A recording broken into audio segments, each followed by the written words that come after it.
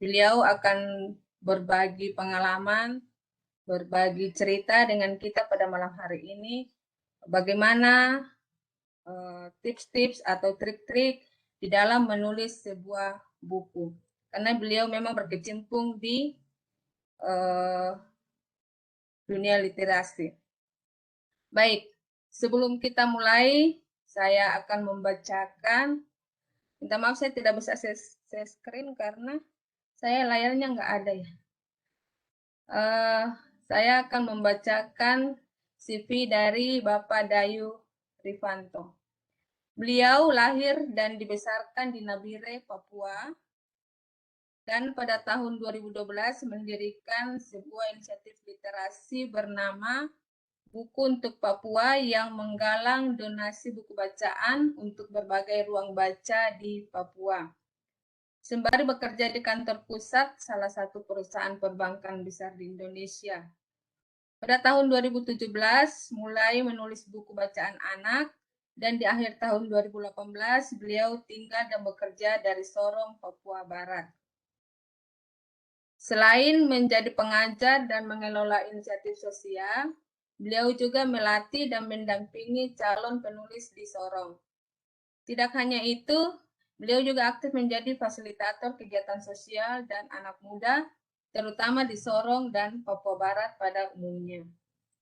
Menulis adalah salah satu hobi beliau sampai sekarang. Beliau telah menulis 15 buku bacaan anak bergambar, di mana 5 buku diantaranya beliau tulis untuk sebuah startup pendidikan bernama Enuma, Kids School, dari Amerika, serta sudah menyunting 23 buku bacaan beragam genre yang ditulis penulis dari berbagai daerah di Papua. Buku terbaru beliau yang berjudul Menulis Ulang Kisah-Kisah merupakan kumpulan referensi buku berlatar Papua. Ya, demikianlah CV singkat dari narasumber kita yang hebat pada malam hari ini, Bapak Dayu Rifanto. Baik, untuk tidak membuang-buang waktu, saya mempersilakan kepada Bapak Dayu Rifanto untuk berbagi pengalaman, berbagi cerita bersama kita pada malam hari ini. Baik, kepada Bapak, saya silahkan. Baik, terima kasih banyak Bu Lydia.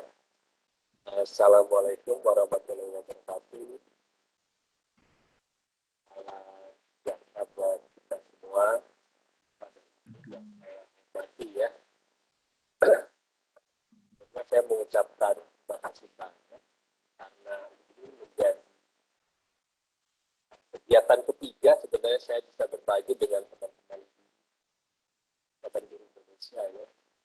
Papua Barat 2 kali, kemudian beberapa waktu lalu di Sumatera Barat, lagi di daerah Sumatera Barat. Nah, masih banyak Bu Lydia, ini kan satu kota ya. Mudah-mudahan tidak mati lampu ya Bu Lydia ya. Iya Bapak, kemarin sudah mati. Iya, kayak jadi kemarin. Kami ini tidak. Kemarin tiba-tiba mati lampu malam-malam. Baik, saya izin share screen saja ke Ibu ya, dan Bapak yang baru menyimak. Saya pikir saya juga ingin belajar dari Bapak dan Ibu sekalian ya. Sama-sama belajar. Ya, itu kalau tidak berarti saya akan diskusi saja dengan Bu Lydia gitu ya. Saya izin share ya Bu Lydia ya. Mudah-mudahan kelihatan ya Bu Lydia ya. Saya nggak kelihatan. Oke, baik. Yang lain mudah-mudahan bisa lihat ya. Oke. Kelihatan Bapak ya? Asik. Baru berhasil. Baru berhasil. Baru berhasil. Biasanya kalau kepepet baru berhasil. Iya. Ya, baik. Ini saya juga berbagi sebenarnya tentang minat baca, kemudian nanti sampai ke menulis gitu. Karena saya pun sama gitu ya, dari suka membaca kemudian ingin menulis. Saya cerita pelan-pelan ya Bapak dan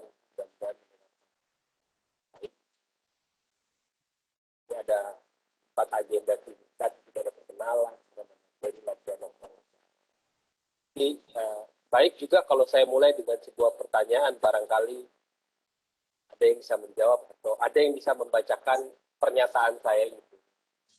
Tapi sebelum itu saya mau kenalan dulu. Tadi sudah dengan Bu Lydia, saya lahir besar di Nabire. Bapak saya itu guru Trikora ya, dari Papua ke Indonesia, kemudian panggil banyak guru datang. Bapak saya salah satu guru, saya nggak tahu namanya guru perintis atau apa, tapi tahun 70 pindah ke Papua karena banyak guru di Papua. Jadi keluarga saya di tahun 70 ke Nabire, lalu banyak guru yang diterbangkan ke beberapa daerah di pedalaman. Di bapak saya dapatnya di Nabire. Nabire sendiri itu kota kecil, kota yang baru dibuka secara administratif, baru dibuka. Jadi masih kota baru lah sebenarnya. Jadi dari tahun 70 sampai sekarang, ternyata keluarga saya hanya satu orang yang tinggal di Jawa. Jadi kami berdelapan, saya anak ke-8, 7 orang semua ada di Papua, satu orangnya yang di Jawa. Bapak dan ibu saya sendiri sudah tidak ada di grup. Tinggal karena saya anak paling dulu. Saya bayangkan kakak saya sudah sangat senior. Ya. Di tahun 1999, karena saya lahir besar sampai lulus SMA di Nabire, saya lanjut kuliah di Jogja. Terus di Jogja itu karena kangen Papua, tapi tidak bisa pulang ke Papua gara-gara tidak punya uang, ya mahal. Kalau naik pesawat bayarnya mahal, kalau naik kapal waktunya tidak cukup, karena harus izin kerja dan lain. Akhirnya kecintaan saya atau kerinduan saya sama Papua itu saya wujudkan dengan membantu teman di Nabire yang jadi guru. Dia mau bikin komunitas, mau bikin perpustakaan untuk komunitasnya. Itu saya bantu. Jalan gitu. Nah, itu cikal bakal. Di 2017, saya mulai tertarik menulis buku bacaan anak sebenarnya. Walaupun latar belakang saya sebenarnya, saya itu bekerja di bagian SDM di organisasi gitu ya. Tidak ada hubungannya dengan literasi, juga tidak ada hubungannya dengan tulis menulis. Tapi karena kumpulkan buku kirim, lama-lama bukunya yang saya ketikkan saya baca dulu. Lama-lama jadi suka. Setelah suka, saya jadi koleksi gitu ya. Kalau ada buku bagus saya beli, saya simpan di rumah. Awalnya buat pajangan, saya baca. Karena sudah dibeli. Di 2018 kebetulan saya menikah dengan istri gitu ya. Istri saya masih ada turunan Papuanya, jadi kami juga bagus kalau kita pulang ke Papua ya. Kita juga mengiyakan. Jadi akhirnya kita memutuskan tahun 2018 pulang ke Papua dan memilih Sorong sebagai kota di mana. Baik, saya lanjut saja. Ini portofolio menulis saya. Ada penghasilan EPO, ada redasi rambut drifting, ya, juga diterbitkan penerbit tinggi. Terus kemudian saya mencoba menulis di lomba menulis Balai Bahasa Papua. Alhamdulillah 2 bukunya menang di 2019 juara ya. Terus kemudian ada 2 teman yang saya latih di Sorong juga juara. Jadi kami tahun 2019 tuh yang menang 4 orang dari pelatihan yang tadi. Terus kemudian ada pelatihan dari tabloid di Jayapura, itu anak didik yang ikut berlatih bersama juga menang 2 orang. Di 2019 bikin pelatihan yang menang ada 6 orang gitu. Di 2020 tambah 1 orang, jadi total bikin pelatihan menulis, kemudian teman-teman menulis ada 7 orang sampai sekarang yang menang lomba menulis. Itu saya senang sekali. Jadi saya berharap ternyata bisa membantu teman-teman lain untuk berkarya. Ini juga ada yang diterbitkan Gramedia, dan ada. Lalu di 2020 ada satu perusahaan pendidikan di Amerika yang mau masuk ke Indonesia ya, dari tahun 2021 ini katanya mau masuk, tapi kayaknya pandemi itu 2022 awal. Ya. Banyak tips-tips dia mencari penulis di Indonesia. Kalau lowongan saya kebetulan baca di internet, saya daftar aja. Dan ternyata 10 penulis dari Indonesia terpilih untuk menulis buat mereka. Nah, satunya saya dari senang sekali, tapi ini bukunya sangat sederhana sekali.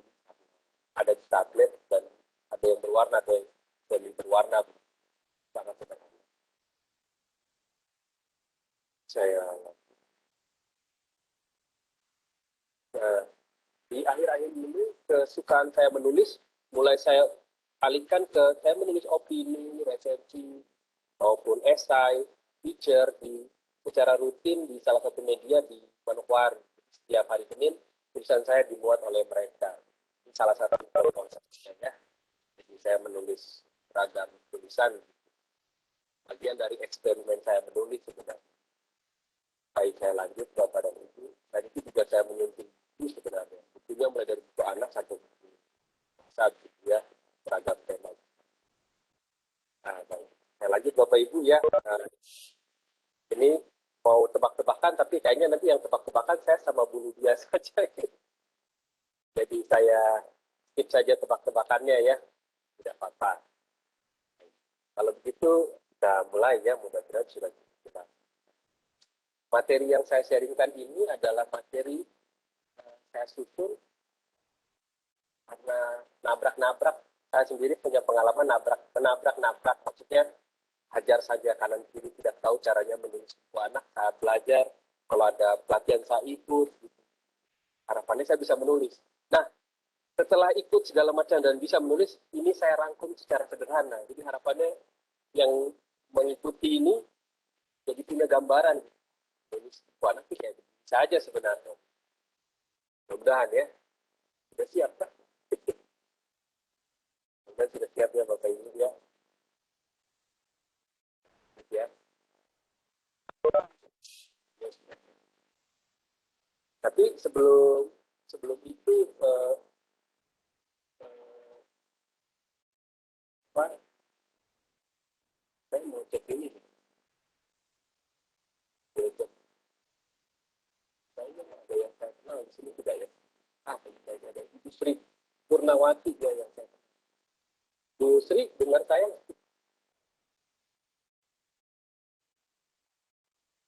Dan benar, atau mungkin tidak bisa ini ya, tidak bisa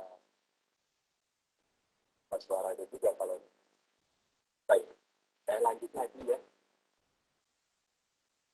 Mudah-mudahan kelihatan. Nah, kalau saya tanya Bu Lydia, bacanya apa? Oke, saya tanya. Saya adalah seorang tangata.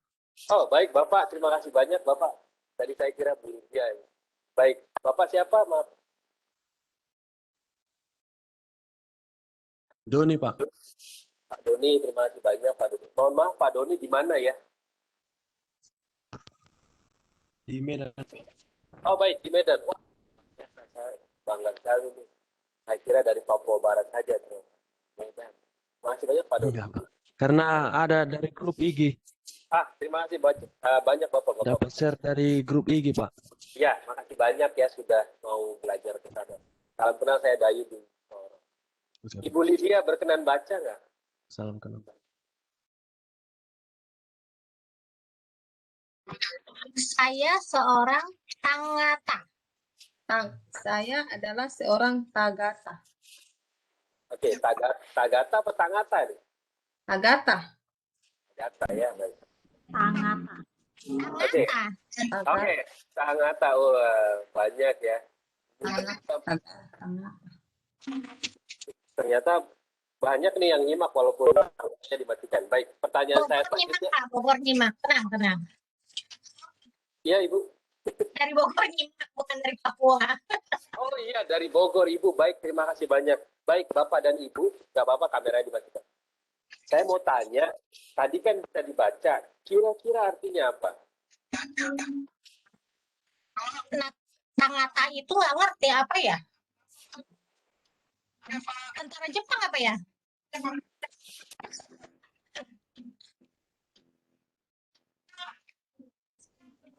Apa Bapak Ibu coba? Apa ya tadi? Saya adalah seorang tangata. Kira-kira artinya apa? Baru dengar malah istilah itu. Ya, Bapak. Ada yang mau coba nanti dapat hadiah piring cantik. Waduh. Bu Lydia apa Bu Lydia? Bu Lydia kira-kira artinya apa, Bu Lydia? Saya adalah seorang Kayaknya itu bahasa Jepang deh Bapak ya. Iya, Kalau baru itu dengar ya Bu, baru anak, dengar ya. Bahasa Jepang itu. Tunggu tak translate dulu. kalau buku anak berarti ini, ya saya seorang anak kecil gitu aja mungkin. Oke, bukan ya, mohon maaf, belum benar ya, belum bisa dapat piring cantik ya. Tangan kanan. Sekarang pulsa Pak, bukan piring cantik. Oke, ini ada Bu Sri Purnawati. Bu, ayo Bu, apa tadi tangan kanan nih? Silakan Bapak Ibu nyalakan mic-nya, ini bisa dinyalakan kalau kita berinteraksi dengan Pak Dayu supaya interaktif. Bisa nyalakan kamera juga, kita pakai meeting bukan event. Silakan. Silahkan Bapak Ibu, saya senang sekali kalau bisa sambil interaksi saja, karena tentu ini hanya sharing gitu ya. Bagus kalau bisa benar. Bu Sri Purnawati, silahkan nanti dapat hadiah mobil-mobilan. Sebuah Tangan. rumah atau tempat ya? Oke, sebuah rumah atau tempat ya, ini udah mulai agak jauh nih dari aku. Ada lagi yang mau coba? Nanti dapat hadiah pepaya gratis dari Sorong. Waduh, tadi tidak cantik, sekarang pepaya. Ya. Ada di depan rumah saya soalnya papaya lagi berbuah. Tapi Saya biaya saya buka Google tidak ada Pak, artinya Pak. baik itu Google-nya berarti Ada Ada Bu. juga bahasa, rumah bahasa di situ, Tangata Language Ya. House. Itu nggak ada. sebenarnya kalau sudah dapat Tangata Language House itu ditelusuri dikit lagi nanti ketahuan. Misalkan Oke. ini namanya adalah kemudian kita berasosiasi menghubung-hubungkan ya. Misalkan Tangata Learning House gitu ya. Rumah kursus. Oke, rumah kursus. Nanti saya tanya lagi ya. Rumah kursus itu dari mana inspirasinya dia dapat? Itu dari suku Maori. Maori Good. Koropen. Cukup. Suku Maorinya dari Selandia Baru, Ibu ya. Orang-orang. Oke, good. Jadi, saya adalah dalam tanda kutip, kalau lebih spesifik, sangat artinya saya adalah seorang lelaki ya. Oh. Saya adalah seorang lelaki. Itu artinya sebenarnya. Saya memulai dengan pertanyaan karena survei di Indonesia di 2016 ya. Bank Dunia mengeluarkan survei katanya kita itu sebagian besar buta huruf fungsional. Jadi fungsional illiterate. Maksudnya apa? Maksudnya kita bisa baca tapi maksudnya siswa kita gitu ya, kebanyakan bisa baca tapi ada masalah dengan memahami bacaannya.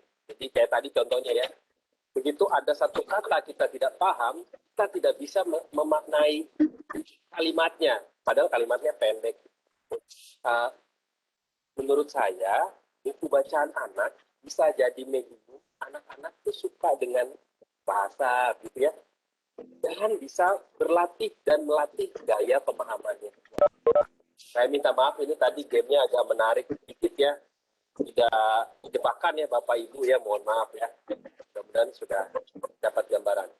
Jadi itu sebabnya kenapa saya mikir walaupun saya ini latar belakangnya manajemen dan hukum, jadi menulis buku anak. Saya sendiri sebagai seorang pengajar di salah satu perguruan tinggi yang tidak ada hubungannya dengan dunia literasi sebenarnya ya, dalam arti literasi anak. Tapi saya pikir ini jadi penting. Saya izin share lagi ya. Oke. Mudah-mudahan sudah kelihatan ya. Nah, ada yang mau berbagi tidak? Kenapa ingin tahu misalkan tentang penulisan? Ada yang berbagi? Mau berbagi? Boleh ya? Ingin tahu kenapa ya? Atau ingin menulis? Ada yang mau berbagi? Saya persilahkan ya.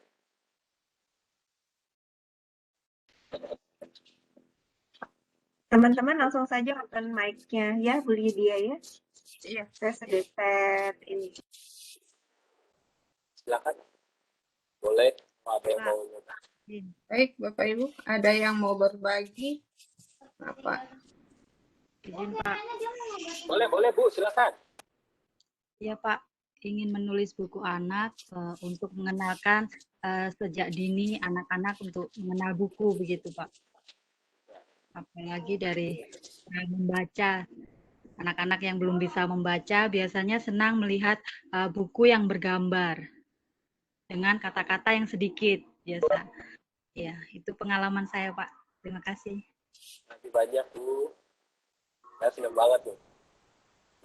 Mau jawab. Ada lagi yang lain?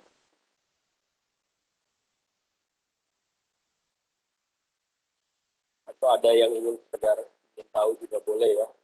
Kalau tidak ada, saya lanjut saja. Menarik tadi, Sri sudah bilang bahwa anak-anak lebih suka buku yang banyak gambarnya. Benar, kita. Oke, saya lanjut ya. Kira-kira apa judul buku anak yang disukai oleh Bapak Ibu? Boleh berbagi? Ada nggak?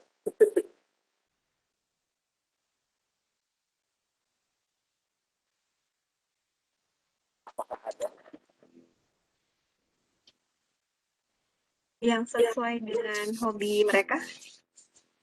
Maksud saya ini saya tanya ke Bapak dan Ibu sekalian.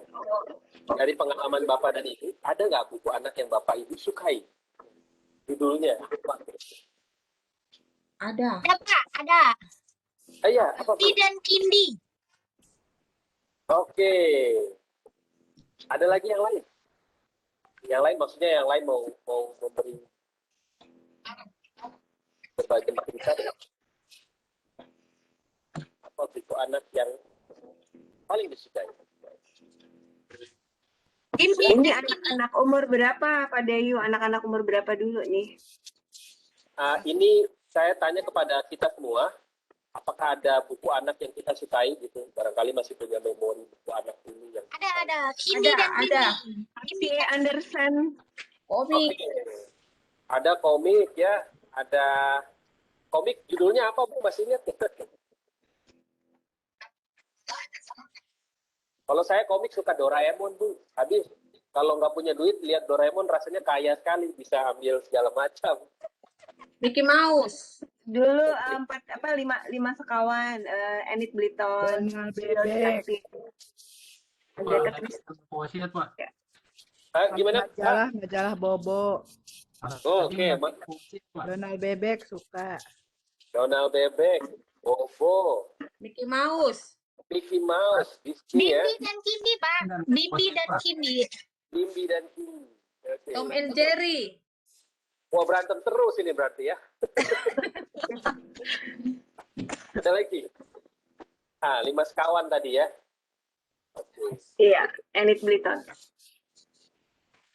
Kalau yang menulis seperti 5 sekawan di Indonesia, yang buku anak remajanya banyak sekali, seorang laki-laki. Ada yang ingat namanya siapa? Lupus. Ya, Iya. Hilman ya? Siapa pelarangnya Hilman? ya Hilman Harijaya. Selain itu Iya. ada lagi sekarang yang agak lebih senior. Saya mau bilang tua nggak enak, agak lebih senior. Tere bukan Tere ya? Terelie yang sekarang-sekarang. Bukan. Yang dulu. Oh, yang dulu. Namanya Pak Joko Lelono ya. Itu menulis banyak kisah Iya, remaja. bukan Sapa di Joko Damono, bukan. Ya, jadi namanya Pak Joko Lelono, banyak juga menulis kisah-kisah yang seperti Mas Awan dan remaja. Saya lanjut ya Bapak Ibu ya, terima kasih sudah berbagi buku cerita anak yang Bapak Ibu sukai ya. Nah, selanjutnya saya lanjut lagi ya. Kalau menurut Bapak Ibu, apa itu cerita anak? Cerita untuk anak-anak. Cerita yang diberikan untuk anak pada usianya. Cerita yang anak di usianya. Ada lagi nggak ya? Mau berbagi? Dipersilakan ya. Cerita yang dengan tujuan mengedukasi. Oke, cerita yang ditulis dengan tujuan mendidik ya, atau berisi edukasi kepada anak-anak. Ada lagi? Kira-kira Bapak Ibu?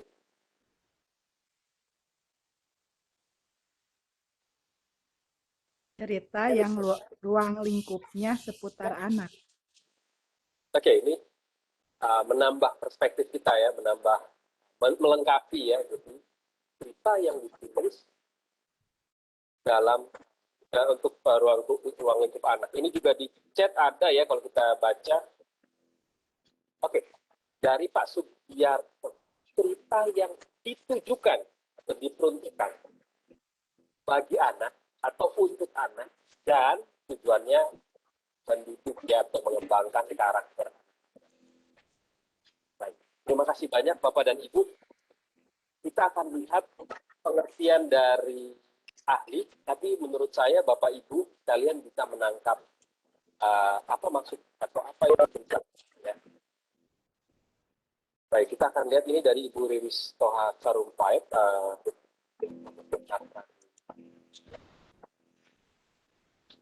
Cerita anak itu cerita yang ditulis untuk anak, gitu ya, dan berbicara mengenai kehidupan mereka dan sekelilingnya ya, yang mempengaruhi anak serta cerita yang dapat dinikmati oleh anak dengan bantuan dan pengarahan orang dewasa.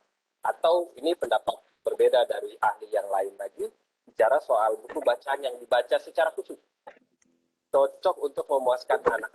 Ya.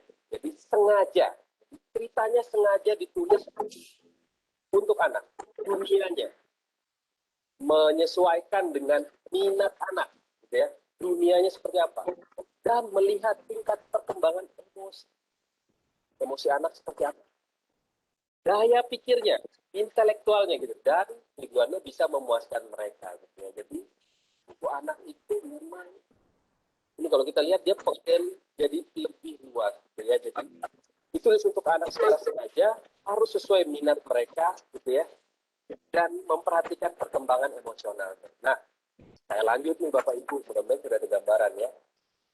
Cerita anak ini bisa ditulis oleh anak-anak, remaja, dewasa, selama ditujukan atau bangunan ceritanya ya, saya lanjut. Kalau begitu menurut Bapak Ibu, siapakah anak-anak menurut yang Bapak Ibu tahu? Ada di rentang atau usia berapa? Silakan Bapak Ibu. Yang disebut anak itu apa ya? Itu siapa ya? 17 tahun ke bawah, Pak. Oke. 17 tahun ke bawah. Ada lagi yang lain?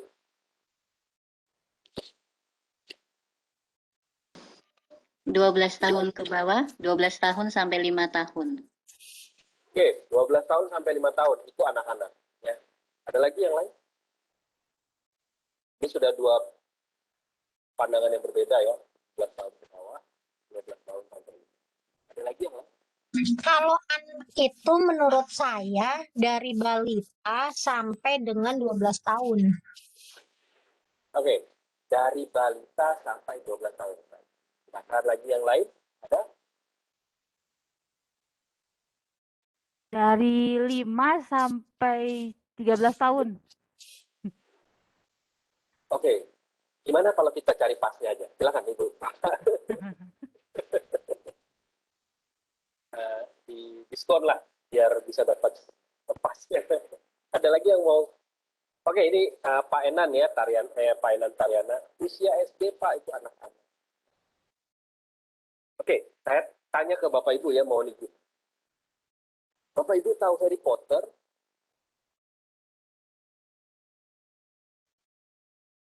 Tahu.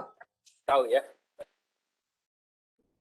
Itu masuk kategori buku anak bukan? Buku anak. Baik. Ada yang berbeda pendapat?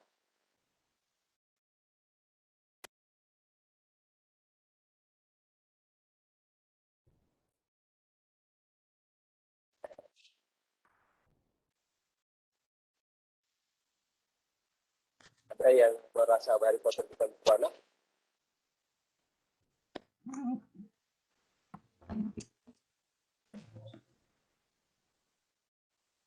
Baik.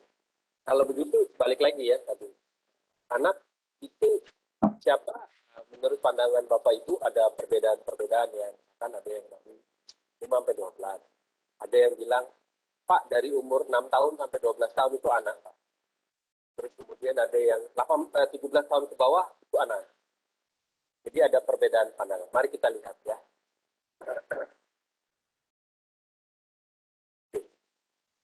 Nah, saya tadi memantik dengan pertanyaan Harry Potter. Harry Potter itu buku anak atau buku? Harry Potter itu masuk dalam apa ya? Mari kita lihat.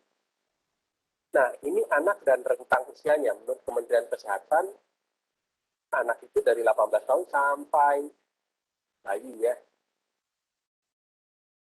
Rentangnya seperti ini. Kalau detailnya kita bisa lihat berbeda-beda. Tapi 18 tahun ke bawah sebutannya masih anak. Cuman yang 15 tahun ke atas anak remaja. Masuk di fase remaja, tapi masih dalam kategori anak-anak. Nah, kenapa saya tanya ini? Karena nanti berkaitan dengan penulisan ya. Misalkan saya tadi tanya kalau itu masuk dalam young adult atau remaja, tapi masih dalam wilayah ya fase transisi mau ke lanjut waktu itu ya. Karena nanti kita akan lihat lagi apa bedanya usia ini ya, dalam konteks Papua. Kalau di Papua ini juga jadi menarik. Kalau kita lihat di sini tentang yang berbeda-beda, ini perkembangan emosinya beda-beda. Kemudian nanti kalau kita tarik ke kemampuan literasinya juga beda-beda kemampuan membacanya. Tapi di beberapa daerah, misalkan di Papua, kita bisa juga ketemu misalkan seperti ini. Apakah ada yang pernah nonton film The First Grader?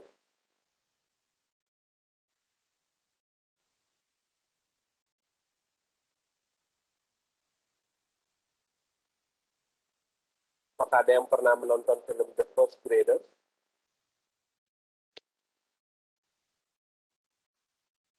Belum. Baru denger. The First Grader adalah cerita di Afrika tentang seseorang yang sudah senior, sudah tua, karena perang saudara dia tidak sekolah dan dia masih menyimpan satu surat dari kekasihnya, gitu ya. Karena sudah tua dia merasa waktunya, dia ingin sekali membaca surat itu, tapi dia tidak bisa baca. Itu membuat dia masuk ke sekolah lagi untuk belajar membaca dengan anak. Saya pikir Bapak dan Ibu perlu juga melihat film ini, ya, kalau misalnya kalau di Papua kita juga masih bisa ketemu yang usia dewasa, yang sangat mendalam baca itu. Nah, saya balik lagi ke materi kita ya, Bapak Ibu. Nah, kita akan lihat tadi usia anak dibandingkan dengan usia dewasa. Nah, usia anak ini berbeda-beda. Kita akan lihat di sini ya. Kalau dalam konteks buku cerita anak, usia anak itu sangat penting dengan atau buku yang dihadirkan harus sesuai dengan bahasanya bukan usia ya. Hubungkan dengan kemampuan anak. Jadi perkembangan emosinya dan kemampuan membacanya. Ya. Dan misalkan saya tanya Bapak Ibu. Bapak Ibu pernah lihat contoh buku yang sebelah kanan ini?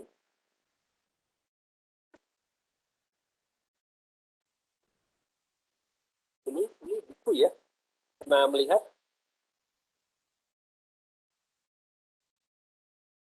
Belum. Belum ya.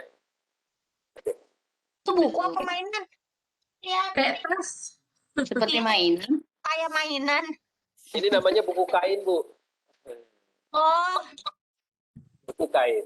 Nah, pertanyaan saya, kalau buku ini artinya gini, kalau buku ini digunakan untuk anak-anak ini membaca, kira-kira anak-anaknya senang atau tidak? Itu pertanyaan saya. Suka atau Pasti tidak? senang. tidak, karena tidak sesuai dengan usianya. Baik. Karena tidak, atau anak-anak ini sudah terlalu canggih ya, ini sudah tidak menyenangkan lagi. Kira-kira yang belajar menggunakan atau belajar tahu bahwa ini namanya buku ini nanti dari kertas, tapi karena kamu nanti tarik-tarik roke, kamu lagi belajar motorik halus, ya? Di usia 1 sampai 3 tahun. Ya, betul sekali. Fase pengenalan anak dengan buku ya melalui permainan. Ini ada buku yang permainan aja, permainan aja. fase mengenalkan bahwa ada yang namanya buku, dan nanti seperti ini bisa dibuka. Saya punya tapi nggak ada tangkainya Pak, yang bentuk kayak buku itu tuh. Tapi dari kain juga, tapi nggak ada tangkainya.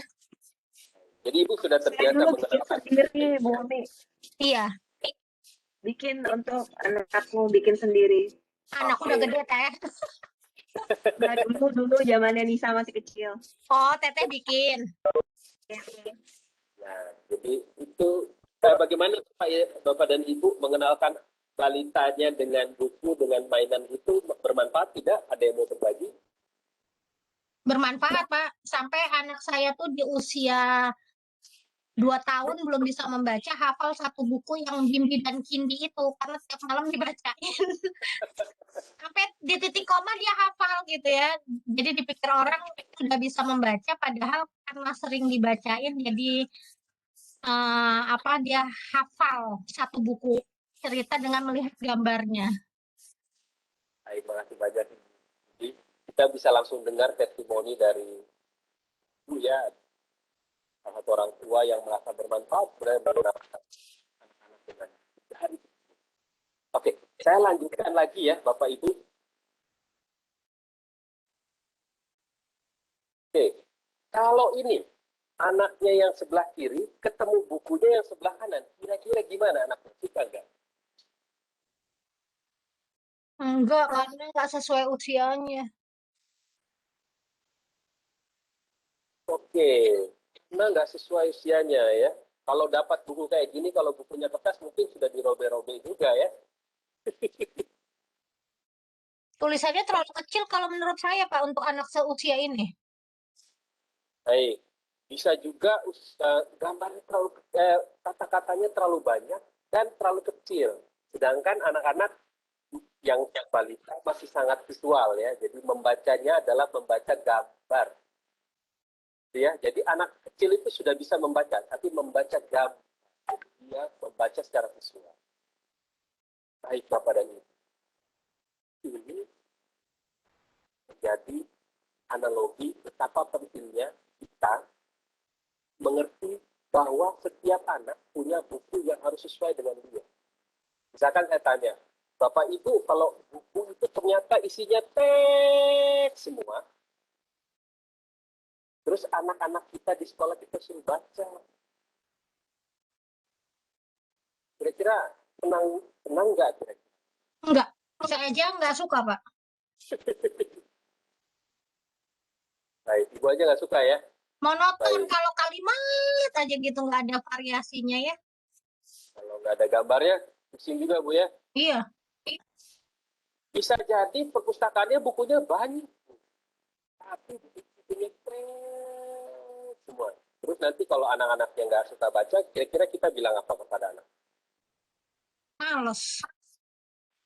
Males. Padahal bisa jadi salah satu penyebabnya adalah tidak ketemunya antara kebutuhan membaca anak dengan yang dia butuhkan. Ini nggak ketemu. Di atas, satu di atas, satu di bawah. Itu dipaksakan. Atau satu di bawah, satu di atas. Nah, seperti itu. Sebelum itu saya mau tanya juga Bapak Ibu. Kira-kira kalau anak-anak terbiasa dengar banyak kosakata seperti tadi Ibu sudah cerita, anaknya dibacakan buku tiap hari sampai hafal. Intinya dikira bisa baca. Ibu boleh cerita nggak? Apa manfaatnya membacakan buku kepada anak tiap hari, Bu? Anak Ibu apa yang dilihat berbeda dibanding? Karena anak saya itu kan ini ya Pak, anak yang visual ya, sehingga ketika sekarang dia menuju dewasa, belajar itu harus dengan mendengarkan musik. Jadi kalau tenang, disunyi gitu malah nggak masuk gitu. Makasih banyak. Tapi mendengarkan banyak kata tuh bermanfaat buat anak ya? Iya, karena saya sih melihatnya begini, waktu anak saya kan 3 tahun udah sekolah ya Pak. Terus dia di ayunan aja. Tapi ketika dites hafalan doa pendek misalnya, langsung cepat bisa gitu. Makasih banyak. Kalau misalkan Bapak dan Ibu tidak biasa bercerita tiap malam pada anak. Dan anak miskin kosakata atau sedikit sekali kosakata. Kira-kira anaknya seperti apa ya menurut Bapak Ibu? Gersang. Gimana Bu? Gersang. Saya kurang paham maksudnya. Gersang itu ya Pak, sulit berkomunikasi, gitu, Baik. beradaptasi. Baik. Kalau misalkan ini anak yang sering dibacakan buku cerita dan punya banyak kosakata, terus yang ini anak yang jarang dibacakan cerita dan kosakatanya sedikit, masuk ke sekolah SD, cetek kelas 1. Kira-kira menurut Bapak Ibu, yang akan bisa beradaptasi dengan cepat, yang punya kosakata banyak, apa kosakatanya dikit? Ya, silakan Bapak Ibu. Jangan takut salah. Oh iya, ini bukan. Kosakatanya banyak, Pak. Tapi kosakatanya Yang banyak. Kosakatanya banyak. Baik. Bapak Ibu, kosakatanya banyak itu lebih menyenangkan, artinya lebih mudah sebenarnya, dia lebih tangkap gitu ya. Nah, Bapak Ibu kalau di kelas ada 30 anak gitu ya, terus yang taruhlah ya, yang punya kosakata, anggap saja gini, yang tidak punya kosakata banyak itu di kelas itu adalah mayoritas, kira-kira Bapak Ibu akan fokus kemana paling banyak? Ini sharing aja ya. Ya fokus kepada anak-anak yang punya kosakata banyak, Pak. Baik. Bisa berinteraksi. Baik. Akan lebih banyak fokus ke anak yang punya kosakata lebih banyak. Anak-anak yang punya kosakata lebih sedikit, lambat laun akan tertinggal. Nah, kalau tertinggal begini, kira-kira apa dampaknya buat anak yang kosakatanya sedikit, Bapak? Apakah dia akan lebih senang belajar, lebih senang membaca, lebih senang ke sekolah, lebih senang ketemu Bapak dan menurut Bapak dan Ibu? Kalau yang sedikit kosakata, yang saya perhatikan nih Pak, waktu anak saya sekolah, malah males ke sekolah karena apa ya, tertinggal dalam segi pelajaran. Karena kan di sekolah udah dituntut harus bisa baca ini itu. Nah dia nggak bisa, akhirnya dia males. Banyak Ibu. Nah, Ibu dan Bapak terima kasih banyak. Tadi kita baru sedikit diskusi dan saya pikir Bapak Ibu ini menangkap teori penting di literasi anak namanya efek Matthew. Efek Matthew bicara soal kesiapan anak belajar. Kalau dia punya kosakata banyak, nanti dia akan mudah beradaptasi dengan sekolah dan punya penilaian perspektif positif pada sekolah, pada guru dan yang lain. Sedangkan anak-anak yang, mohon maaf, kesulitan atau punya perbendaharaan kata yang sedikit, semakin lama akan semakin jauh jarak.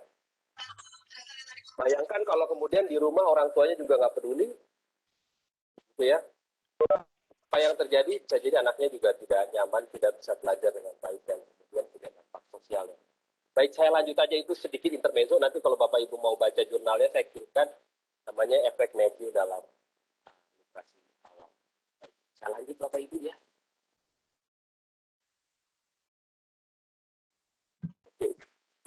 Kita lanjut ke, kita ini ya, kita langsung saja melihat apa hubungannya usia anak dengan buku anak, gitu ya. Kita lanjut aja. Saya mau tanya dulu Bapak Ibu. Bapak Ibu di rumah kalau tidak ada buku bacaan anak mau dibacakan ke anak-anaknya, pernah dengar buku bacaan digital? Buku bacaan digital, pernah Pak? Nah, Contohnya?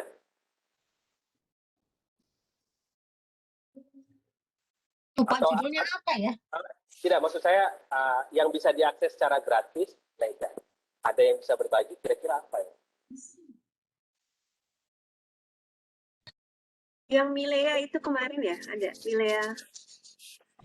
Milea Lab? Bukan. Yang ada filmnya tuh Milea sama siapa, Bu Lydia? Oh, Dirlan. Ya, Dirlan. Oh, Dilan dan Milea. Baik, dalam konteks ini, buku bacaan anak untuk anak-anak yang gratis, legal, dan bisa kita akses setiap saat selama punya internet. Nah, saya kasih contoh saja ini beberapa ya, bisa disebarkan kemana-mana saja, silakan. Ini dari salah satu NGO di Indonesia, namanya Room to Read ya. Ini langsung saja saya kasih lihat aja. Ini ada beberapa, ini ya. Ini namanya lead strip ya.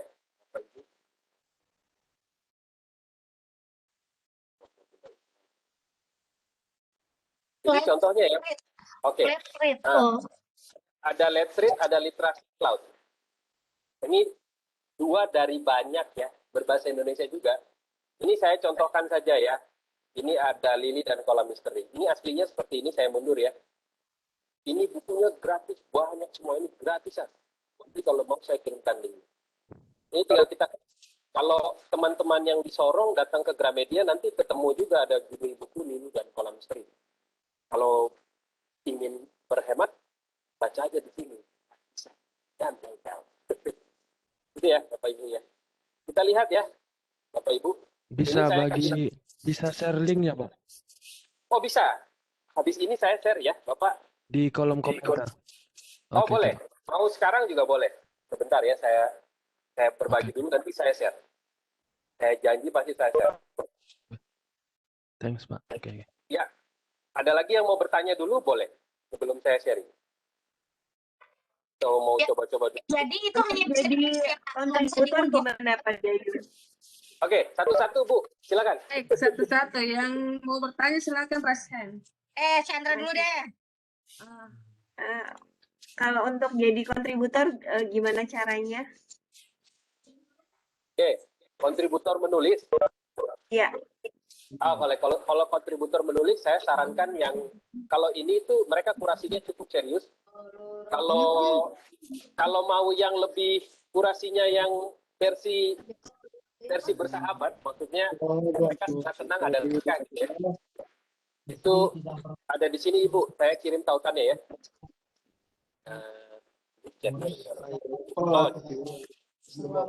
Ada di kolom chat Bu. Itu yang versi bersahabat. Seru setiap saat. Itu kita masukkan naskah sana nanti di ilustrasi. Oke. Pertanyaan selanjutnya ada? Pertanyaan selanjutnya yang tadi Pak, apakah buku yang tadi Bapak lihatkan di Let's Read itu hanya bisa dibaca atau bisa di-download? Saya lupa ya, di Let's Read itu bisa di-download atau itu kan ada dua ya, ada Let's Read, ada literasi cloud. Seingat saya salah satunya bisa diunduh, cuman yang mana saya lupa. Oh gitu. Ya. Nanti dicoba aja. Ada lagi pertanyaannya? Saya bisa tanya lagi Pak Dayu? Boleh Bu. Ya, kaitannya sebenarnya ini belum ke tips ya kalau saya tangkap ini belum ke tips. Jadi saya mau tanya, kalau mau nulis buku untuk anak itu apakah kita harus melalui riset juga, kemudian ketika memilih kata-kata, karena kan kata-kata itu kan banyak pilihannya ya. Nah itu apakah ada segmen, jadi untuk anak-anak gunakan kata, kan kalau nggak salah itu harus vokalnya atau konsonannya, apakah ada kriteria seperti itu? Makasih banyak Bu Chandra. Saya akan jawab, materinya ada tentang itu, tapi yang ini dulu yang terkait buku bacaan anak digital, ada yang mau nanya lagi nggak? Oke, ini tautan literasi cloud ya di bawah itu, terus kemudian Let's Read di bawah itu juga. Silahkan Bapak Ibu kalau mau lihat-lihat. Oke, kalau tidak ada saya lanjut ya Bapak Ibu. Saya sambil menyimpan pertanyaan dulu dan oke, kita lihat ya Bapak Ibu ya. Ini langsung saja. Saya kasih lihat yang ini Let's Read, yang sebelahnya adalah literasi cloud. Kita lihat Bapak Ibu ya. Oke. Ini contohnya Bapak Ibu ya, kita bisa lihat ini ada apa ini Bapak Ibu? Ada seorang anak ayahnya pulang gitu loh, seneng gitu. Ya, ayahnya pulang dia senang. Di bawahnya ada teks ya. Enggak sih, lihat gambar juga kelihatan gitu kan? Ya, di bawahnya ada teksnya ya Bapak Iya. Ibu. Kalau di halaman kedua, sebelah sini ada gambar ya Bapak Ibu ya. Dan sebelah kanannya ada teks ya Bapak Ibu ya. Saya lanjut ya. Oke. Saya akan pindah ke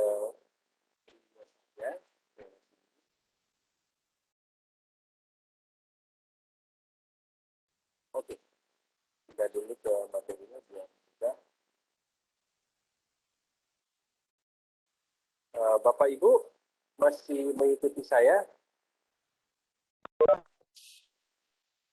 Masih. Ya, saya ingin berbagi lagi ya.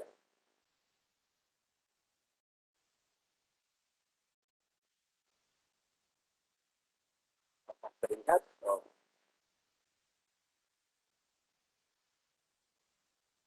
Oke. Tadi saya sudah kasih lihat, ini nanti Bapak Ibu bisa cek sendiri buku-bukunya, tapi poinnya seperti ini. Kalau Bapak Ibu lihat, ini ada tulisan level ya, Bapak Ibu ya. Kelihatan ya?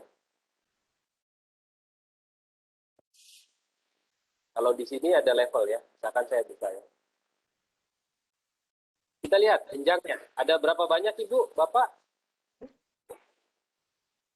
6. 6 ya. Ada beda-beda ya. Level 1 sederhana. Konsepnya dekat. Repetisi kata, rata-rata 1 sampai dengan 4 kata per kalimat. Kalau yang 6 beda ya. Cakupan luas kata, struktur, tanda baca, sering, satu halaman penuh tulisan. Buku dengan singkat cerita, dari level 1 sampai level 6, ini ada perbedaan tingkat kesulitan bacaannya. Itu ya, Bapak Ibu. Menyesuaikan dengan kemampuan membaca.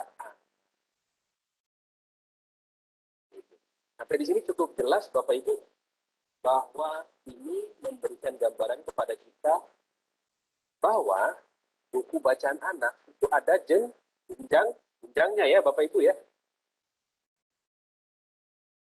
Kira-kira menurut Bapak Ibu, kenapa buku bacaan anak harus berjenjang?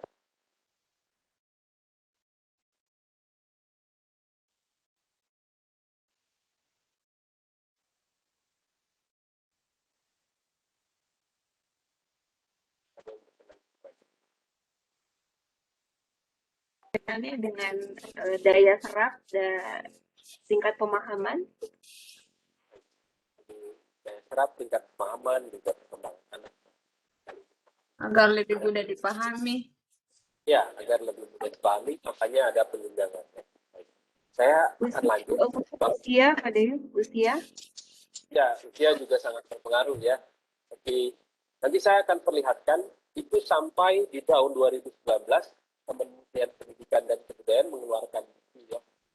Namanya buku panduan penjenjangan buku non teks pelajaran. Nah, ini bukunya. Nanti kalau mau juga saya kirim. Ini buku yang bisa diakses secara gratis karena memperlihatkan dan sebenarnya ini harusnya sudah diketahui para pendidik ya di Indonesia bahwa ada panduan buku non teks pelajaran. Harapannya dengan sekolah-sekolah kita buku-bukunya bukan buat buku pelajaran tuh ada. Nah, ini ada panduannya. Ya, cerita kalau Kementerian Pendidikan pakai 7 jenjang ya. Jenjangnya ada 7. Dari A sampai D, 1 sampai 7. Dari pra membaca, itu nggak bisa baca, anaknya nggak bisa baca, dibikin supaya bisa baca. Lalu kemudian membaca dini, membaca awal, baca lancar, sampai menjadi pembaca. Nanti juga saya bagi Bapak Ibu kalau Bapak Ibu. Nah, melihat bahwa ternyata di Indonesia, pemerintah sudah mengeluarkan pendidikan. Saya bukan orang Kemdikbud ya, ini saya pakai karena menurut saya penting. Saya lanjut Bapak Ibu. Nah, kalau buku anak tadi sekilas sudah kita lihat, saya akan bagikan kepada Bapak Ibu cara berpikir seorang penulis ya, cara berpikir seorang penulis melihat tulisan atau melihat buku. Ini pandangan saya. Kita lihat, ini salah satu buku yang sangat terkenal di Amerika, tahun 60-an terbitnya, tapi sampai sekarang masih dibuka ulang. Dibikinkan film animasinya, dibikinkan film Hollywoodnya gitu. Dan masih tetap laku. Namanya Where the Wild Things. Bapak dan Ibu, mohon izin saya berbagi sedikit tentang itu. Bapak Ibu, kalau dilihat ini, kira-kira Bapak Ibu melihat yang sebelah kiri halaman pertama isinya apa?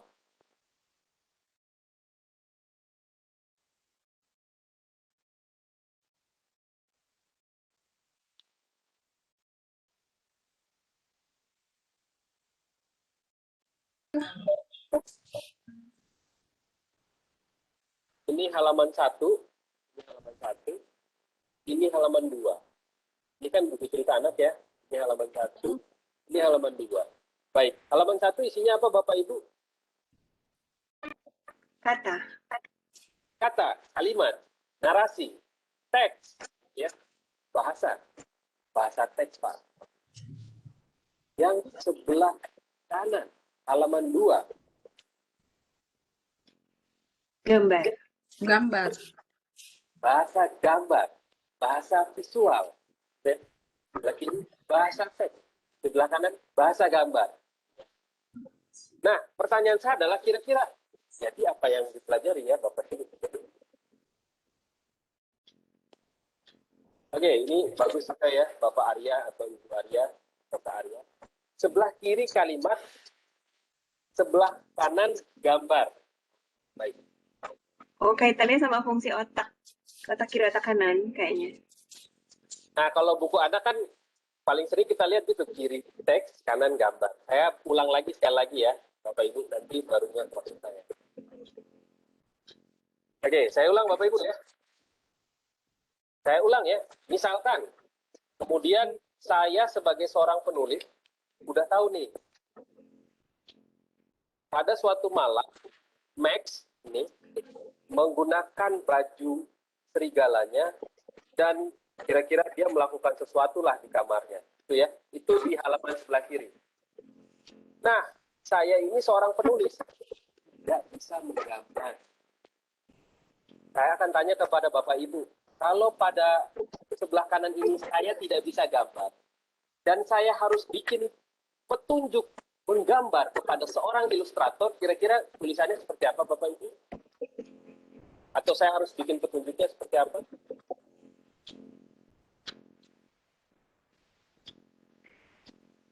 Kalimatnya harus singkat, padat, jelas, Pak. Baik Bapak, ini kan bahasa gambar ya. Kebetulan saya nggak bisa gambar, jadi kalau saya sudah punya cerita yang sebelah kiri, di sebelah kanan saya butuh gambar, tapi saya nggak bisa gambar, kan saya butuh membahasakan ini sebagai bahasa teks ya. Kira-kira bahasanya seperti apa? Untuk saya kirim ke ilustrator, ilustratornya gambar, Pak. Kira-kira. Dia harus detail. Baik, saya contohkan ya. Hai ilustrator, tolong gambarkan seorang anak kecil menggunakan jubah seperti serigala, warnanya putih, lagi paku-paku di dinding. Dindingnya warna coklat-coklat kekuningan ya. Nanti ada tali jemuran seolah-olah tenda. Tolong digambar begitu ya. Saya tulis di sini. Saya nggak bisa gambar kan? Saya tulis aja. Halaman 1 sudah ada tulisannya. Saya sudah tahu ceritanya. Halaman 2, saya butuh penekanan pada gambar, pada tulisan saya yang sebelah kiri. Makanya saya tulis itu ya. Oke, sampai di sini kira-kira jadi yang dipelajari Bapak Ibu terkait buku cerita anak sebelah kiri ada?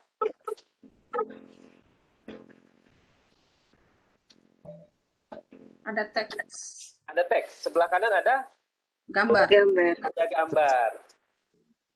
Kalau nggak bisa gambar, berarti kita tinggal tulis petunjuk Menggambar. Oke. Bikin buku anak, begitu Ibu. Oh gitu. Cuman harus ini. Pertanyaan saya, ada berapa banyak cerita rakyat yang Bapak Ibu tahu tidak ada buku bacaan bergambarnya? Banyak. Banyak. Ceritanya sudah ada belum Bapak Ibu?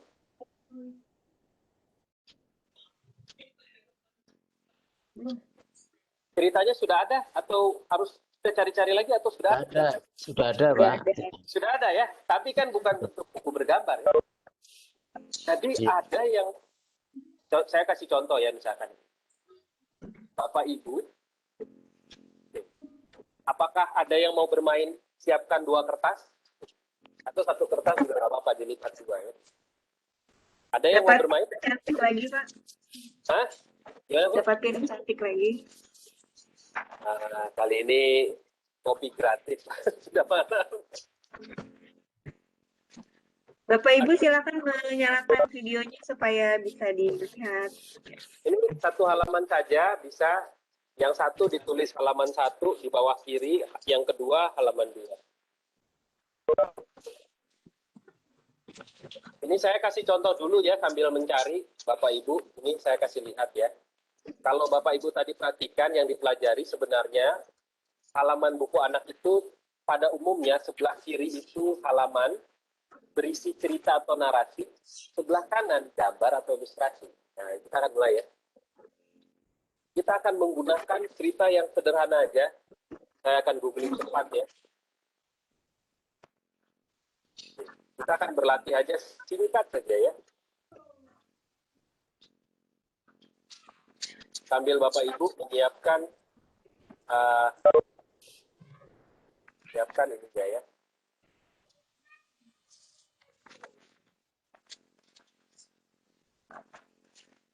Siapkan kertasnya. Saya akan cari cerita singkat.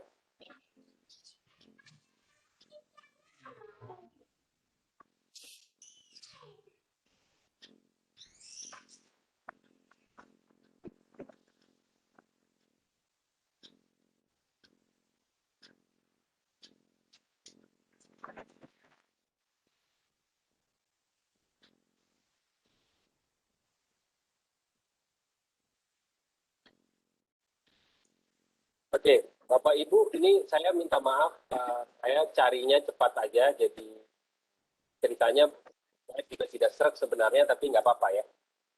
Bapak Ibu sudah bikin seperti ini? Yang sini halaman 1, sini halaman 2, baik. Bapak Ibu, saya akan kirim chat. Oke, itu ada di kolom chat, ada sebuah narasi. Tolong dibikin jadi 2 halaman, 1 halaman teks, 1 halaman gambar. Bebas gambarnya mau apa, kalau nggak bisa gambar, bisa diceritakan. Ini gambarnya nanti kayak gini-gini. Lalu, narasinya juga bebas, mau cuma 3 kata saja, boleh. 5 kata boleh. Jadi 2 kalimat boleh. Tapi jangan diambil mentah-mentah ya, ditulis ulang. Sesuai dengan Ibu Bapak ini mau menulis untuk siapa? Kalau balita tentu saja katanya sedikit, misalkan 3-4 kata. Silahkan. Sampai di sini cukup paham nggak tugasnya? Paham ya?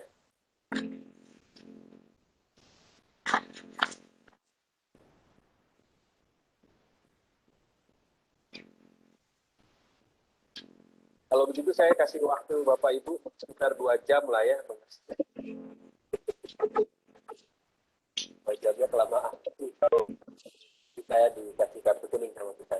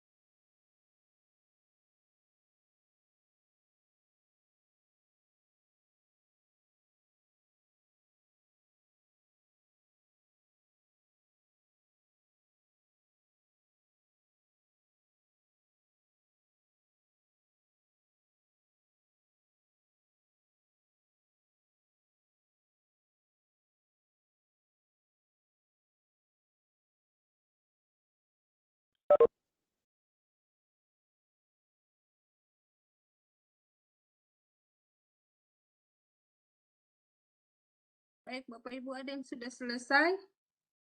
Saya nggak bisa gambar. Saya nggak tahu gambar tikus.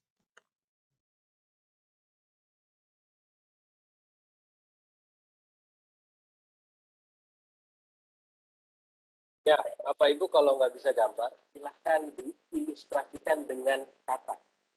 Tolong gambarkan. Gitu ya. Jadi bahasanya bahasa visualnya diubah jadi bahasa. Seolah-olah nanti akan ada yang gambarkan. Boleh gitu. 5 menit lagi bisa Bapak Ibu kita biar bisa ini. Sebelum lagi kita diskusi saja. Mudah-mudahan sudah ada yang sudah mau mencoba.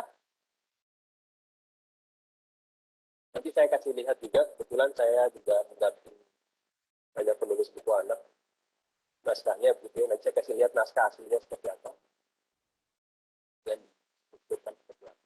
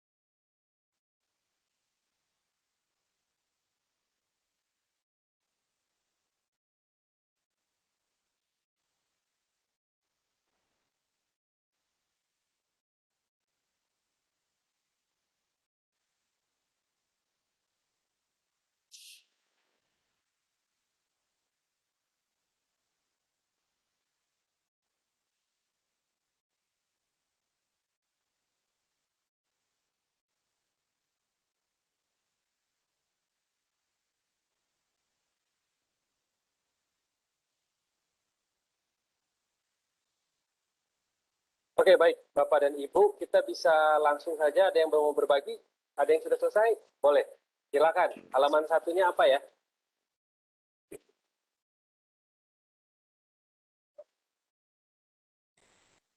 Baik, Bapak Ibu ada yang memulai? Ibu Chan mungkin mulai pertama. Ya, saya boleh. Boleh. Tikus mendengar suara auman singa yang keras. Ia mendekati ke arah suara itu Dan ia mendapati singa terperangkap jeratan jaring. Oke, itu halaman 1 ya. Nah, ya. Kalau halaman ilustrasinya kayak gimana, Bu? Oh, ini digambar. Oh, gambar sendiri. Boleh dinarasikan, Bu, dibahasakan. Kita nggak ketahuan.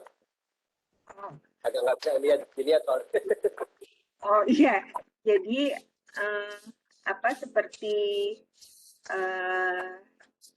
ada tanah yang menurun gitu, kemudian si singanya terperosok di dalam, dan di sana ada jaring, dia terperangkap jaring yang besar. Tikusnya di atas melihat ke bawah, terus menatap singanya yang dengan tatapan permohonan untuk dibantu. Jadi ada permainan derajat ini ya, derajat kemiringan ya, atas bawah Ya. gitu ya. Oke, baik. Ya. Ini bagus sekali pendekatannya. Oke, ada lagi yang mau berbagi ini dari satu paragraf, kemudian sudah bisa bikin 2 halaman. Ada lagi?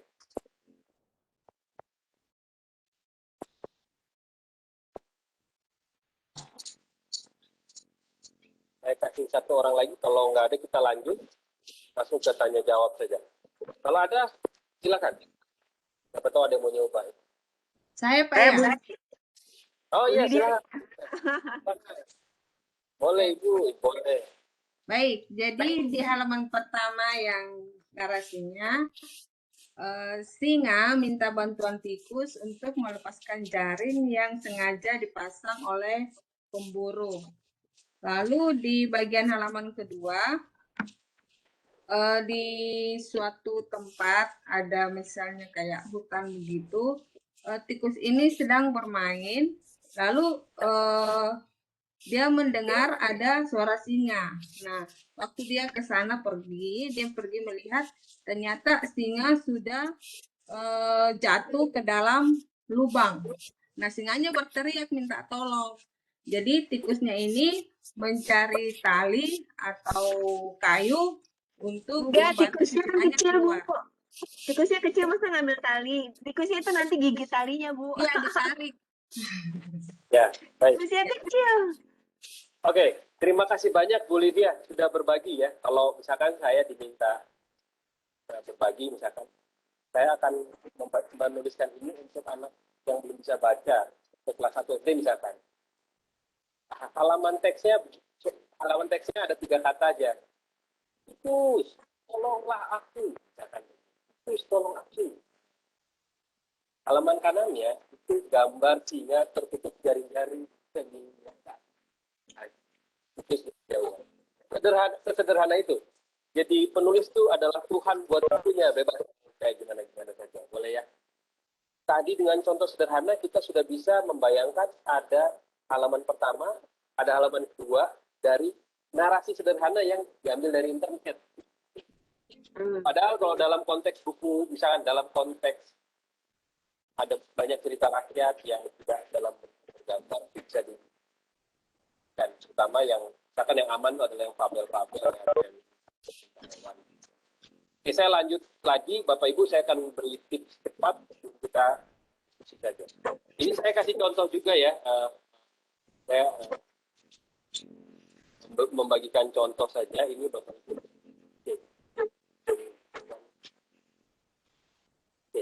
Ini contohnya gini, ini cerita Ara dan Sendok Biru. Ini anak kecil saya dampingi, 4 tahun di Sorong, saya suruh nulis. Dia nulis, kemudian saya rapikan. Itu jadi kayak gini. Ini jadi cerita nih, satu cerita. Kalau sudah menulis begini, kemudian dibuatkan dalam bentuk struktur. Ini strukturnya. Kayak tadi ya.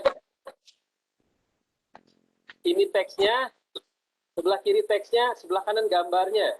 Ini contoh sudah ada gambarnya. Yang di bawahnya belum ada. Hari cuaca begitu panas di Sorong, enak sekali rasanya kalau begini. Ini dan juga. Tolong gambarkan arah sedang kita. Ini tuh. Gitu ya. Nah kalau sudah dikasih ke ilustrator, bentuknya seperti ini.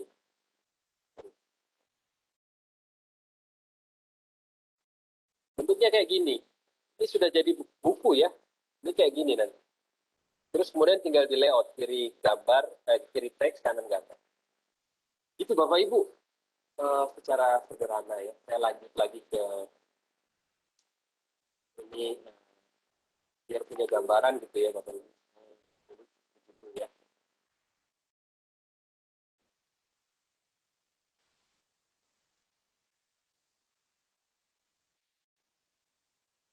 Sharing lagi ya Bapak Ibu ya, mohon. Ini ya Bapak Ibu ya. Jadi teks sebelah kiri, kanan ilustrasi. Biasanya kalau yang senyum-senyum sudah langsung, oh iya ya, ternyata gini ya. Nah ini beberapa tips. Kalau saya tipsnya adalah memulai dari yang paling mudah. Jadi Bapak Ibu bisa menulis yang kayak gimana silahkan. Tapi paling bagus menulis dari yang paling mudah dan paling bisa dilakukan. Nanti lama-lama berkembang. Lama-lama belajar. Nah, yang kedua yang paling penting adalah harus tahu anak di level apa yang mau kita tuliskan. Bingung Pak di level apa? Kalau bingung lihat aja petunjuk di buku non-teks pelajaran dari Kemdikbud. Lihat jenjangnya. Oh nanti tahu. Oh saya mau tulis jenjang ini. Ikuti aja. Pilih kata yang mudah dimengerti. Ya pasti ya. Karena saya lupa ada salah satu bentuk evaluasi buku gitu ya. Kalau buku itu ditujukan ke segmen tertentu dan segmennya merasa bahwa lebih dari 5 kata tidak dia mengerti, maka bukunya terlalu susah. Tapi kalau masih 5 ke bawah, masih. Itu ada satu teori yang besar. Dan yang selanjutnya, karena kita tadi bilang buku anak itu untuk mendidik, makanya harus sifatnya yang membangun karakter. Jadi kata kasar, umpat, sadis, pembunuhan, kekerasan, itu harusnya nggak ada. Gitu ya. Kalau misalkan kemudian ketemu sebuah cerita untuk anak-anak penuh dengan kesadisan, harus langsung muncul di kepala kita. Ini harusnya bukan buat anak-anak. Dan cerita itu harus masuk akal, karena anak-anak tuh spontan berpikir yang logis. Gitu ya, kadang-kadang, oh iya, nggak apa-apa, Pak Denny keluar sebentar, nanti saya share lagi. Cerita itu harus selalu masuk akal. Jika kita baru cerita orang itu ada di dalam rumah, dan masih nyambung, jangan tiba-tiba orangnya lagi makan es krim di pinggir jalan. Nggak nyambung, mereka bingung. Tadi baru cerita di sini, kok selanjutnya nggak nyambung. Jadi harus selalu sebab akibat nyambung terus. Sepertinya habis Bapak Ibu. Terima kasih. Semoga mempunyai bermanfaat atau sesuatu dari sharing saya sederhana sekali. Terima kasih banyak. Boleh nanti saya bagi bahan ini. Terima kasih banyak. Saya kembalikan ke Ibu Lydia, mudah-mudahan ada gambaran ya. Ya Pak, saya bagikan ya. Silahkan kalau ada pertanyaan. Sudah punya gambar. Ya baik Bapak Ibu, mungkin ada yang mau bertanya atau sering pengalaman, silakan raise hand. Ya, karena di kolom Kalau chat nggak ada ini, saya ya, Bu. Iya. Mbak. Bu Lydia, kalau nggak ada saya. Sebenarnya pertanyaan banyak di kepala saya ingin saya tanyakan pada Yu. Boleh, saya duluan, mungkin memancing teman-teman yang lain ya. Oke, Bapak Ibu, baik, silakan Ibu. Kalau ingin bertanya di chat juga boleh.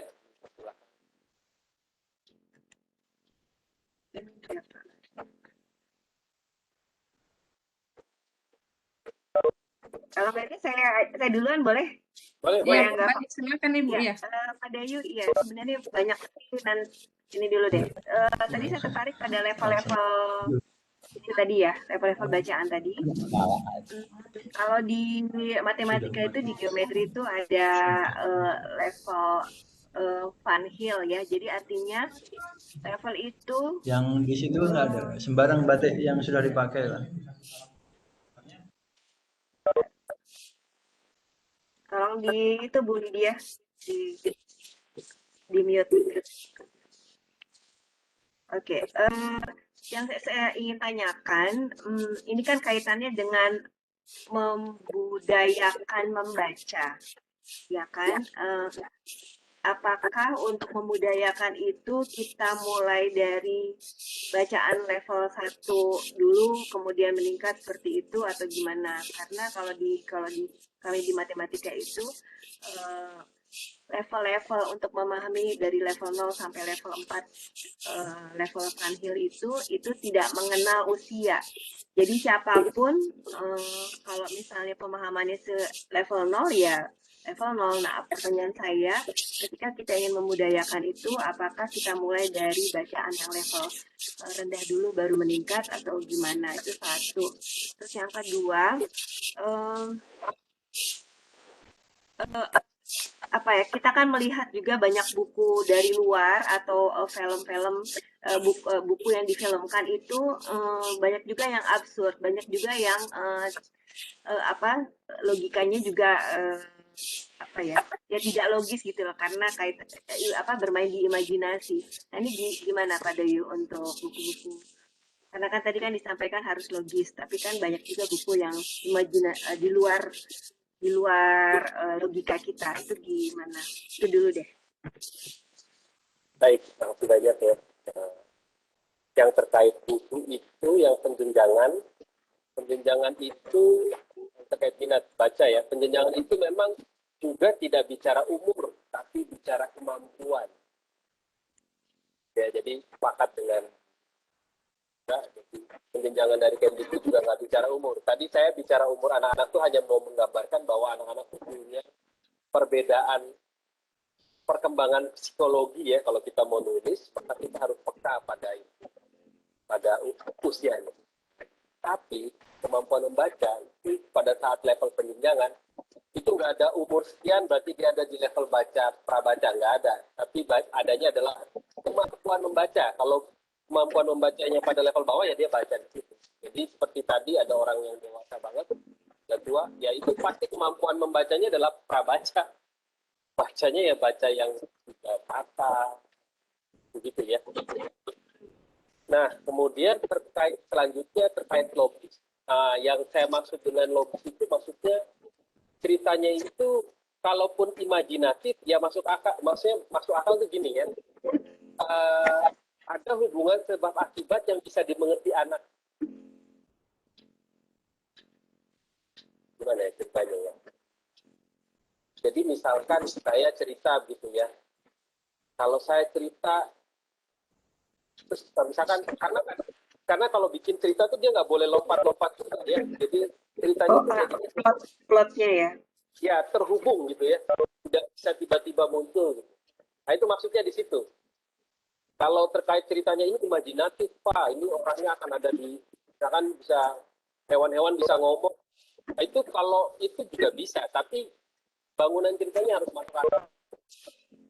Mudah-mudahan terjawab. Oke. Selanjutnya ada pertanyaan ini sepertinya di kolom chat ya. Bagaimana cara menanamkan mindset penulis? Dan saya yakin Bapak orang itu bagaimana cara mengatur waktu. Oke, dan nanti mau meminta jurnal, boleh nanti saya bagikan link jurnalnya ya. Pak, tentang ini, efeknya tidak. Kalau mindset penulis memang akhirnya saya itu Ibu atau Bapak ya, saya itu memang akhirnya karena merasa jadi kebutuhan ya, jadi untuk menulis saya harus baca juga, jadi setiap hari pasti saya usahakan baca lah. Dan punya waktu tertentu baca gitu. Hanya saya dikelilingi buku gitu. Saya taruh di rumah saya ada rak buku, saya taruh aja biar bisa ambil. Dan saya meluangkan satu waktu tertentu untuk menulis. Itu memang saya sengaja. Jadi misalkan Sabtu atau Minggu saya luangkan untuk nulis 1-2 jam. Karena saya harus kirim ke satu media di Manokwari gitu ya, untuk diterbitkan. Itu contoh saja. Kalau menulis untuk buku itu beda lagi ya, tapi bagaimana mengatur waktunya ya, kalau mengatur waktu ya saya pikir begitu itu penting buat saya masukkan dalam daftar yang harus saya kerjakan. Yang lain lewat itu. Yang lain saya sesuaikan gitu loh Pak. Jadi kalau ini penting, berarti hari Sabtu saya harus jam 10 sampai jam 12 untuk nulis. Kalau udah selesai baru saya ngerjain. Jadi saya masukan. Kalau Bapak Ibu pernah mendengar tentang batu besar, batu kecil, nah itu batu besar saya masukkan dalam jadwal mingguan saya masukkan batu besarnya, yang lain baru saya ambil. Itu memang tidak mudah memang karena aktivitas hidup dan yang lainnya. Tapi masukkan sebagai prioritas, kita anggap itu penting dan harus dilakukan. Baik Bapak, mungkin saya persilakan untuk Pak Saleh dulu karena Bapak sudah dari tadi resen. Oh iya silakan. Pertanyaan dia, Pak Saleh silakan. Ya Bu, terima kasih Bu atas kesempatan yang diberikan kepada saya. Assalamualaikum warahmatullahi wabarakatuh. Jadi Pak, di sini yang ingin saya tanyakan Pak, untuk ini pembuatan Pak. Bapak mungkin suaranya agak di ini sedikit nggak kedengaran jelas.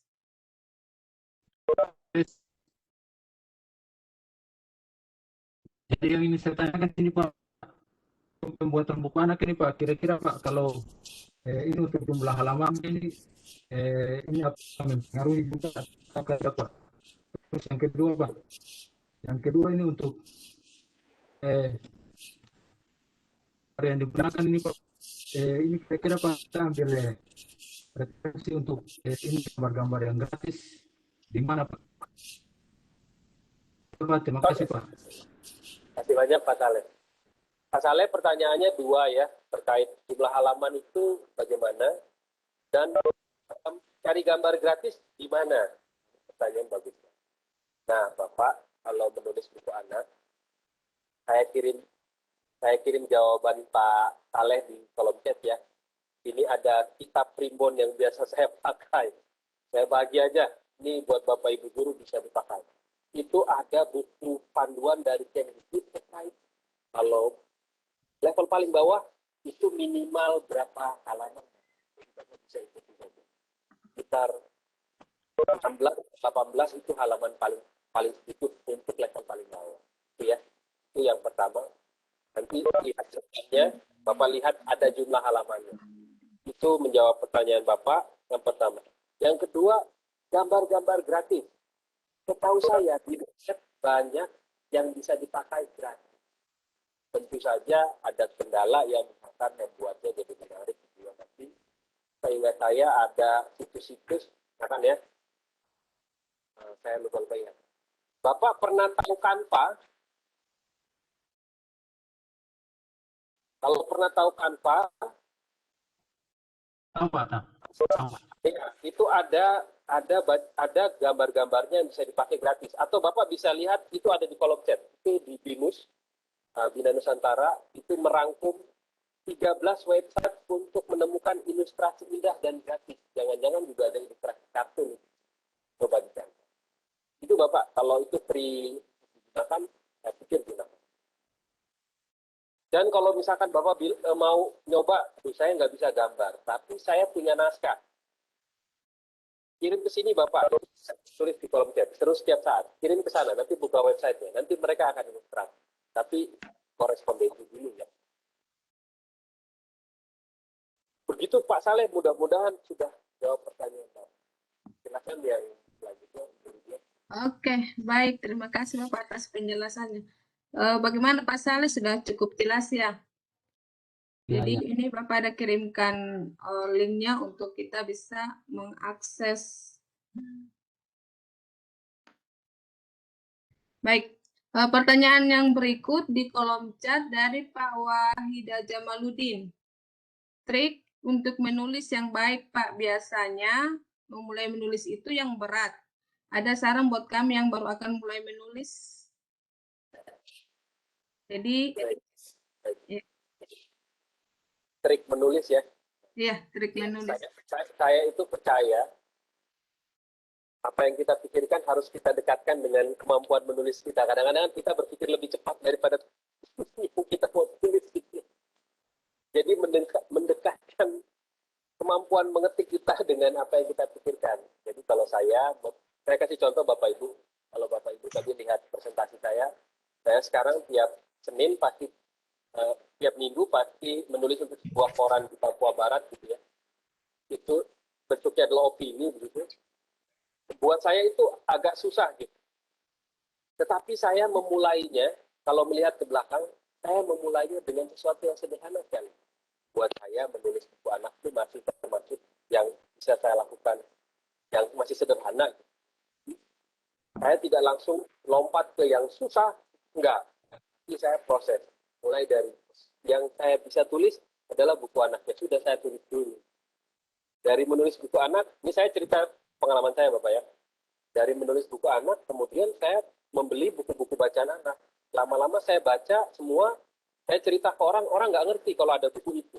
Lalu saya pikir, saya perlu menulis resensi buku ini, biar orang tahu ceritanya.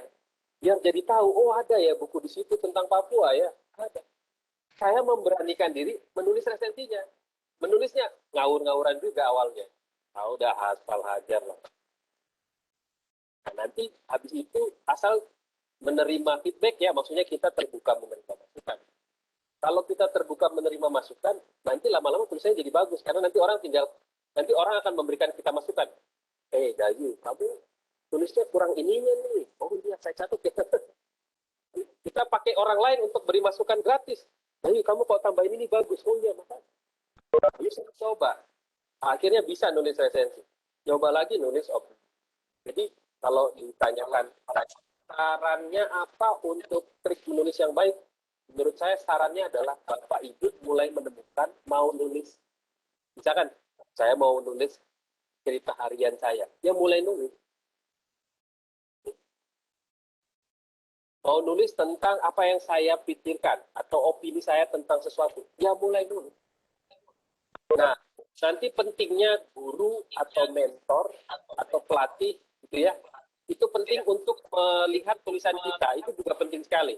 Nah, kalau saya saran temukan. Nah, di zaman sekarang ini menurut saya udah banyak sekali pelatihan nulis online, itu juga boleh di. Atau kalau Bapak Ibu ngerasa, aduh, kan saya simpan uang. Saya mau kontak Pak Dayu langsung, Pak Dayu lihat tulisan saya, ya boleh juga saya berkenan. Nanti nomor telepon saya ada di Chandra, bisa dibagikan. Nggak apa-apa. Tolong dilihat misalkan tulisan. Boleh. Begitu Bu Lydia. Oke, baik. Terima kasih Pak. Jadi intinya di sini adalah kita harus menentukan temanya terlebih dahulu Pak ya. Apa yang harus kita tulis. Ya. Baik. Yang berikut dari, maaf ini Bapak apa Ibu ya, Enan Tariana. Ketika cerita masuk ke editing sebagian besar, apa saja yang perlu direvisi Pak? Oh iya, kalau sudah masuk di penyuntingan, biasanya kalau yang paling dasar ya pasti kita lihat bagaimana bahasanya, kemudian ajarannya benar atau tidak, gitu, terus diksi yang dipakai sesuai tidak dengan usia yang dasar gitu ya, apakah antara maksud penulis dengan segmen pembacanya sudah cocok, lalu nanti kalau tidak cocok diperbaiki itu Bapak Ibu.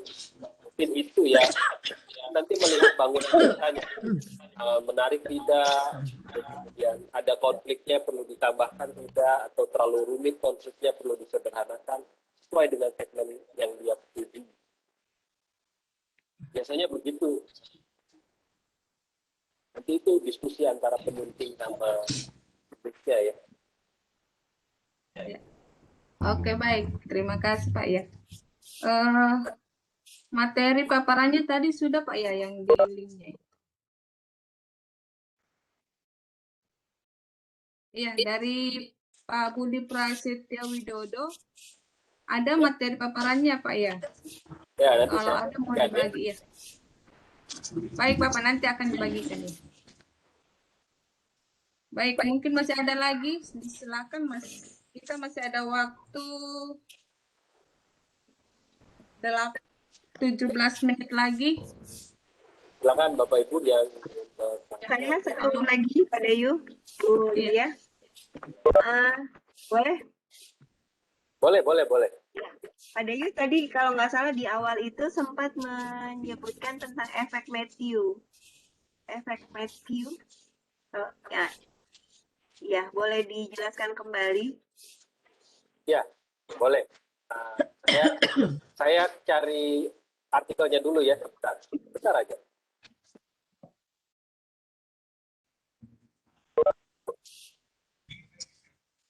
Oke, bentar ya. Soalnya baru denger ini. Ya. Karena bisa jadi prestasi anak-anak, motivasi mereka belajar bisa gara-gara ini. Iya, saya ini dulu ya. Nanti saya akan bagikan tautannya, Bapak Ibu bisa baca efek Matthew, tapi efek Matthew itu sebenarnya dari teori ekonomi yang diinterpretasi ke dalam dunia pendidikan, terutama untuk literasi anak.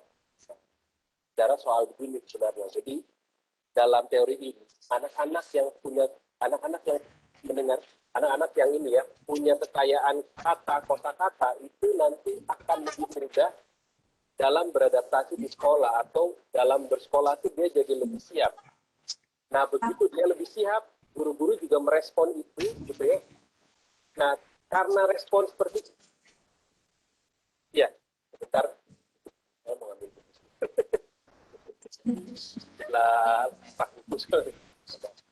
Nah, jadi efek itu bicara soal anak-anak yang siap sekolah karena sering dibacakan buku dan punya kosakata banyak, itu akan siap sekolah.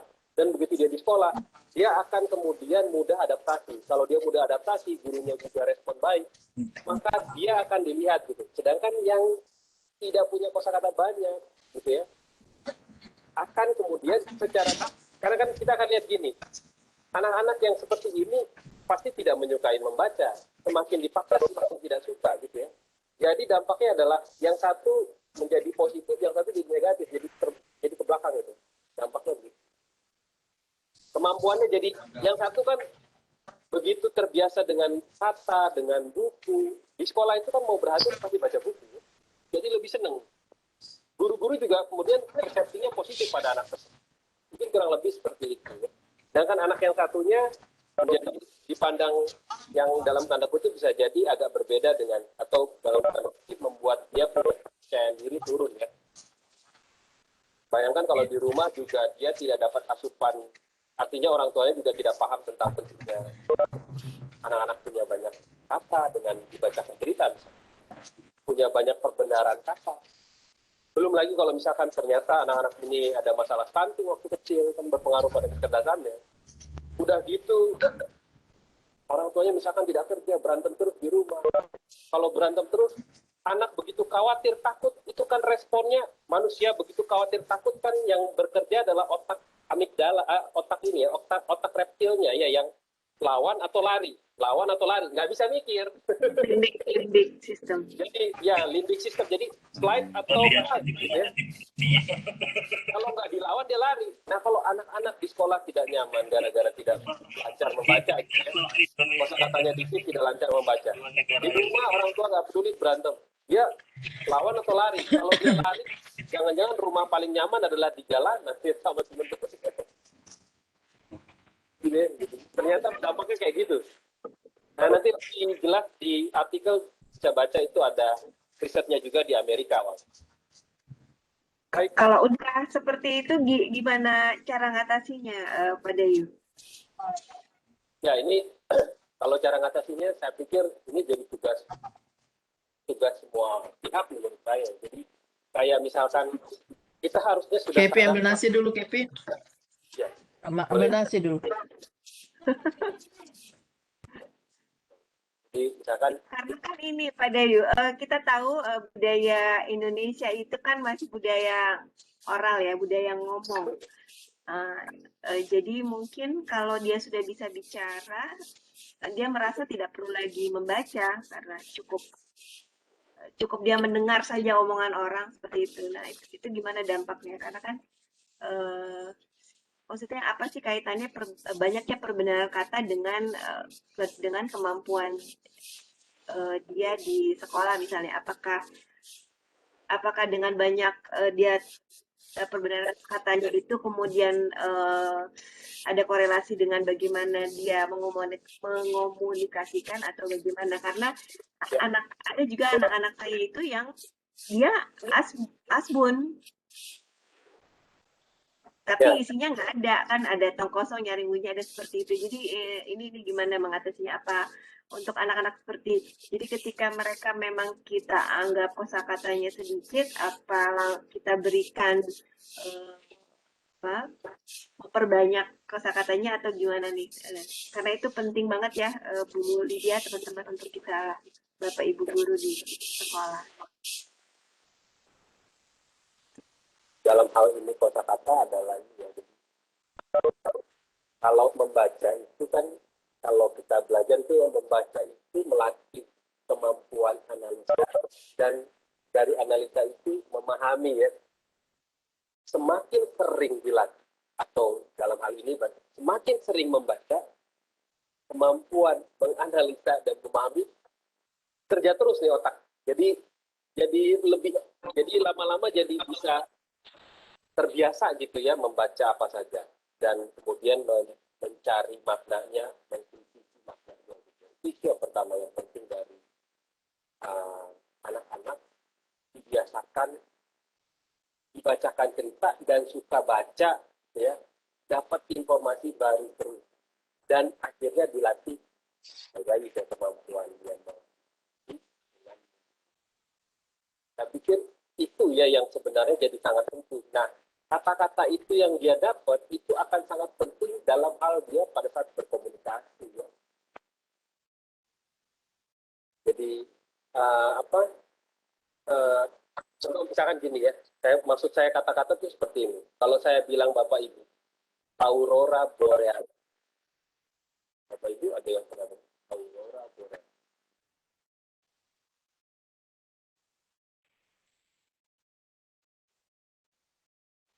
Apa yang ada di kepala Bapak Ibu? Pasti muncul imajinasi ya, gambaran. Ada teman kita di IG namanya Pak Agus, Corona Borealis. Ya, Bu Lydia. Kaitannya sama tata surya, bukan? Ya, Aurora Borealis itu kan yang ini ya, yang kilatan cahaya di daerah Skandinavia ya. Kan kalau kita nggak pernah tahu atau pernah dengar Aurora Borealis, nggak ada nih imajinasi kita tentang, oh tiba-tiba di kepala saya muncul warna hijau-hijau di langit. Jadi kita itu menciptakan imajinasi kita gitu, menghubungkan banyak hal gitu. Kebayang kan? Oh iya. Oh itu warna hijau di langit Pak, di daerah mana? Skandinavia Pak. Skandinavia apa? Oh negara ini Pak. Oh paling sering kapan? Oh ini Pak, negara ini. Di tahun kapan? Di bulan apa? Bulan sampai kayak gitu. Nyambung ini. Bayang ya. Dari dua kata itu ya Pak ya? Ya dari dua kata gitu. Jadi kebayang ya, anak-anak itu bisa menghubung-hubungkan asosiasi. Ya dari maksudnya diberikan kata-kata itu mendapatkan informasi baru, pengetahuannya bertambah, wawasannya luas, sehingga kemudian bisa mencerna. Ini mind map pada ini, jadi kebayang mind map gitu ya. Nah itu dibentuk, kalau kita bilang minat baca, dibentuknya ya paling penting di rumah sebenarnya. Di rumah kan lebih lama dari sekolah ya. Di rumahnya orang tuanya paham bahwa anak-anak misalkan harus dibacakan. Kalau nggak ada buku, baca cerita aja. Kalau nggak ada cerita, kalau nggak ada akses, itu cerita-cerita kebijaksanaan lokal atau cerita-cerita rakyat atau cerita di karang boleh. Anehnya dibiasakan. Berdiskusi, ngomong, gitu ya, saling tanya jawab. Dikenalkan bahwa ini kamu kalau mau tahu lebih banyak ada di buku. Mulai lama-lama dia. Saya pikir itu ya, Ibu. Terima kasih. Oke, saya harus cari lagi. Menarik, baru dengar soalnya efek Matthew. Oke. Iya, Bu Lydia. Oke. Ada.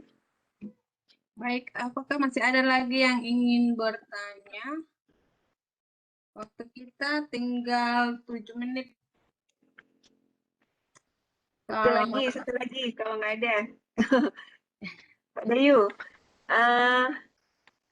saya mau tanya gini, sebenarnya seberapa penting sih buku anak itu gitu?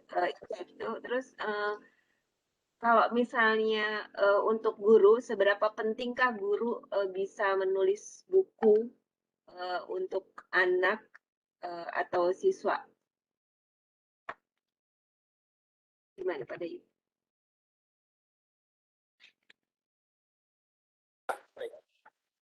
Yang pertama adalah seberapa penting buku anak ya. Buku anak buat saya penting banget karena dia menyentuh, gini ya, kalau orang dewasa itu dibentuk susah sekali karena sudah terbentuk karakternya. Kalau udah nggak suka buku itu sudah susah kan. Susah lah, effortnya terlalu besar. Kalau anak-anak dibiasakan baca ini, saya contohkan anak saya dari usia 1,5 tahun tiap malam dibacakan buku. Lama-lama bukan saya minta dia, maksudnya bukan saya mengingatkan dia baca buku, enggak, nanti dia yang minta, Bapak ya kita baca buku. Kalau saya nggak mau, dia marah. Marah, bisa nangis, merasa tidak disayang oleh Bapak. Jadi menurut dia itu, rasa sayang Bapak Ibunya adalah dengan bacakan dia cerita tiap malam, baca buku. Lama-lama dia jadi terbiasa dengan baca banyak buku dan kemudian dampaknya kalau menurut saya dia bisa ngobrol dengan siapa aja dengan mudah ya menurut saya ya. Dan saya kira itu dampak positif ya. Tapi paling penting adalah anak itu merasa bahwa orang tuanya sayang pada dia kalau bacakan buku, kan bagus sekali.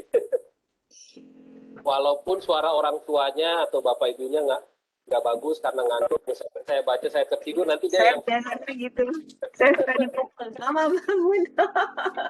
oh, selesai ceritanya, wah kacau nih, aduh ngantuk. Itu yang pertama, jadi penting sekali karena dia fase anak-anak mengenal sesuatu, diintroduksi buku lah secepat-cepatnya, atau diintroduksi serunya membaca, serunya mengenal cerita dari buku. Oke, yang selanjutnya adalah pertanyaan tentang apa tadi ya, Bu Jamal? Kita posisinya guru. Kalau tadi kan kita masih konsumen ya. Sekarang kalau posisinya guru dan kita itu produsen, kita yang membuat itu pentingnya kita menulis untuk siswa. Baik, saya pikir ini ya, ini ada hubungannya dengan jawabannya, ini mungkin Bapak ya, Pak Taryana, adalah keteladanan. Anak itu kalau suka buku itu akan terinspirasi dari bapak ibunya. Kalau bapak ibunya mana-mana lihat buku, baca buku, lama-lama dia niru. Sama seperti misalkan kita mau anak didik kita juga mencintai bacaan. Kalau kita itu kemudian bisa nulis karena didasari baca ya, bukan nulis demi ini kalau saya nulis saya naik pangkat atau apa, terus tidak nulis, ya, tidak muncul perilaku sikap yang menunjukkan bahwa menyukai bacaan itu, ya dampaknya juga tidak banyak pada. Jadi poin pentingnya adalah seberapa penting menurut saya keteladanan itu jadi penting banget sebenarnya Bapak Ibu. Tapi keteladanan itu harus muncul dari dalam hati ya Bapak Ibu, bahwa oh iya, apalagi kalau dalam posisi sebagai pendidik pasti kan Bapak Ibu harus suka baca ya sebenarnya. Cuman bacanya diperluas ke bacaan yang rekreatif atau baca untuk baca ngajar aja gitu atau belajar. Itu sih artinya untuk keteladanan ya Bu. Saya pikir itu penting. Oke. Iya, jadi ingin menulis ya Bu Lydia. Makasih Pak Dayu. Silakan Bu Lydia. Oke, baik. Bapak Ibu, sharing pada malam hari ini memang cukup menarik, tetapi kita sudah ada di penghujung waktu. Jadi mungkin sebelum kita close, Ibu Chan mau menyampaikan yang apa namanya pelatihan? Pak Dayu closing statement aja. Nanti saya Oke, baik. Sebelum di close, Pak Dayu mungkin ada sepatah dua kata. Silakan. Ya, anak yang membaca itu katanya kalau dewasa menjadi manusia yang berpikir ya. Ya, itu yang berpikir itu. Bagus sekali kalau kita Jakarta kemudian mengundang penggantinya untuk membaca. Kayak nanti bilang,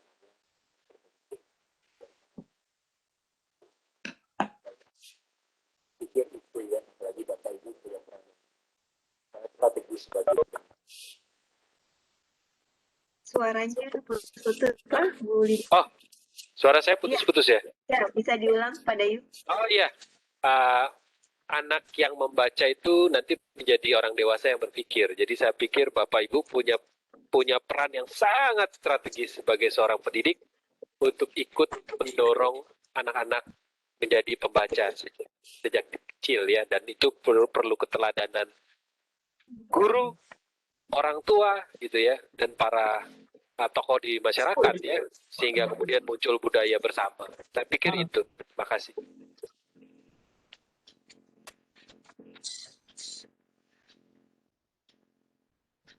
Baik, terima kasih Pak Dayu atas materinya pada malam hari ini. Jadi memang buku ini adalah salah satu hal yang penting yang harus menjadi sahabat kita sehari-hari, karena kemanapun kita pasti akan tetap buku ini tetap setia menemani kita. Karena dengan membaca buku kita akan menjelajah seluruh dunia.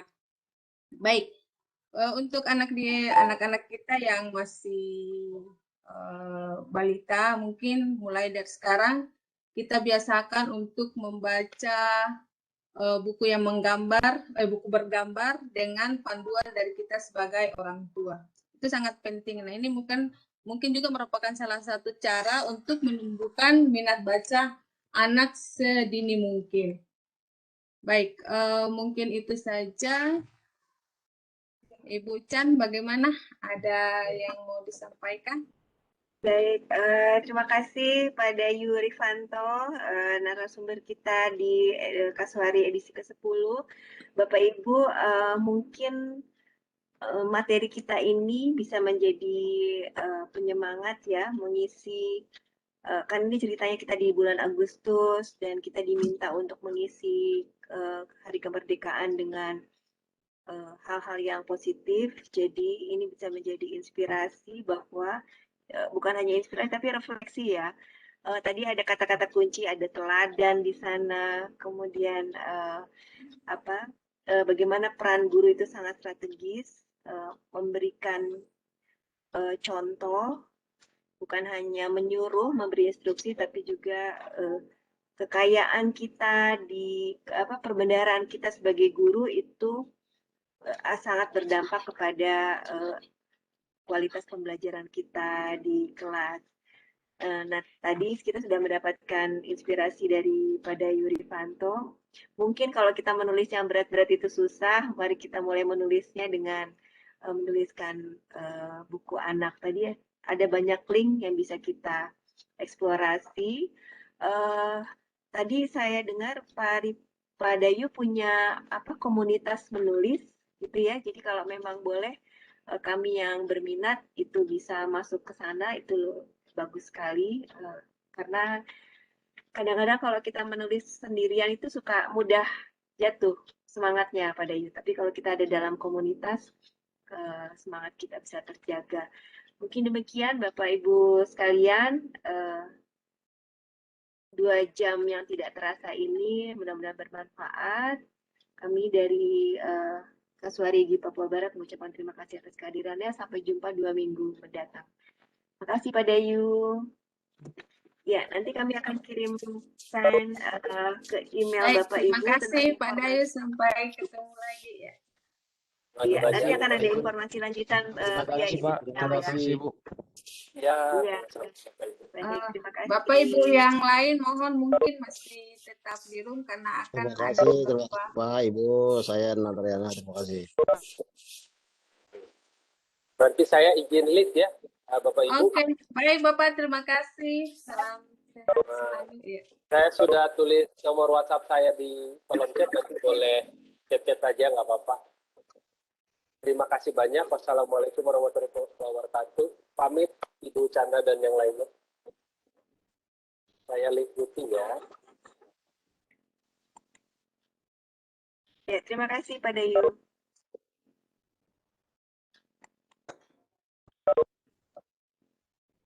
Ya, nanti informasi informasi pelatihannya kita share di ini aja Bu, di share di email teman-teman aja Bu Lydia, karena kita juga belum fix ya, ada beberapa yang belum fix.